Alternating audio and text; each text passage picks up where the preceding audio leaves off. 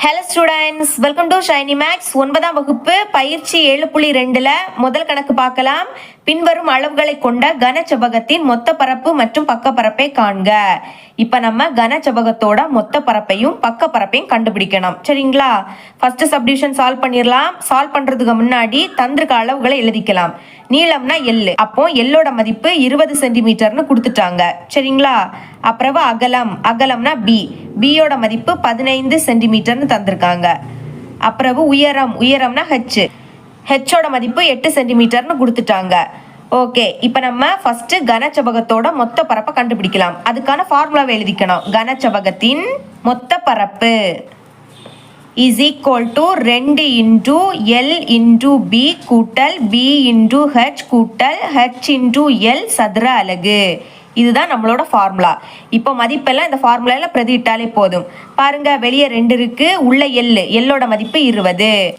அடுத்த பியோட மதிப்பு 15 எழுதிருங்க. அப்புறம் கூட்டல் திரும்பவும் பியோட மதிப்பு 15 இன்டு இனி ஹெச்சோட மதிப்பு 8. அப்புறம் கூட்டல் திரும்பவும் ஹெச்சோட மதிப்பு 8 இன்டு இனி எல்லோட மதிப்பு 20. இப்போ மதிப்பை பிரதியிட்டாச்சு. இனி சால்வ் பண்ணிடலாம். வெளியே 2 இருக்கு, இனி 20ஐயும் 15ஐயும் பெருக்கலாம். சரிங்களா? ஃபர்ஸ்ட் 2ஆல பெருக்கிறேன், லாஸ்ட் 0 போட்டுக்கலாம். அப்போ I2 10, 0 பாக்கி 1. இனி ஈர்1 2, 2 கூட 1 கூட்டினா 3ன்னு கிடைக்கும். மறக்காம அந்த 0 எழுதிருங்க. கூட்டல் இனி இதை 2ஐயும் பெருக்கலாம். ஃபர்ஸ்ட் I8 40, அப்ப 0 பாக்கி 4. இனிமே ஓர் 8 8, 8 கூட 4 கூட்டினா 12ன்னு கிடைக்கும். கூட்டல் இங்கே அதே மாதிரி தான், 8 2 16. கடைசியில் இந்த ஒரு 0 போட்டுக்கலாம். சரிங்களா? இப்போ வெளியே 2 இருக்கு, உள்ள இருக்கக்கூடியதை இப்போ நம்ம கூட்ட போறோம். ஓகே, 0 0 0, அப்போ 0 தான்.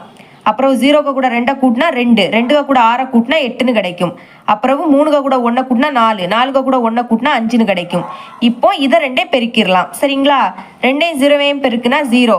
இனி 8 2 16, அப்போ 6 பாக்கி 1. இனி I2 10, 10 கூட 1 கூட்டினா 11ன்னு கிடைக்கும். இனி அலகு எழுதணும், சதுர அலகு. அப்போ சதுர புள்ளி அலகு, நம்மளுக்கு தந்திருக்கக்கூடிய அலகெல்லாம் சென்டிமீட்டர்ல கொடுத்துருக்காங்க. அப்ப இதையும் நம்ம சென்டிமீட்டர்ல எழுதிக்கணும். ஓகேங்களா?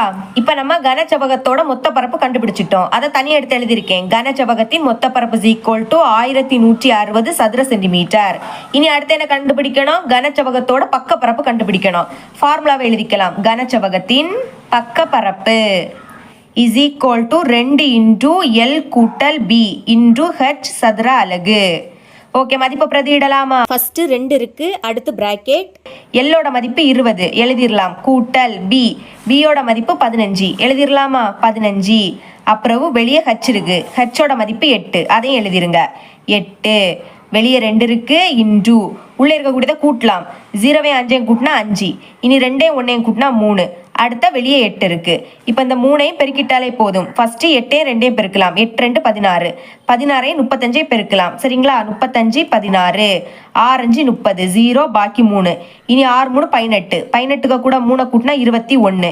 இனி ஓர் 5 5, ஓர் 3 3 கூட்டிடலாமா? 0, 5ஐயும் 1ஐயும் கூட்டினா 6.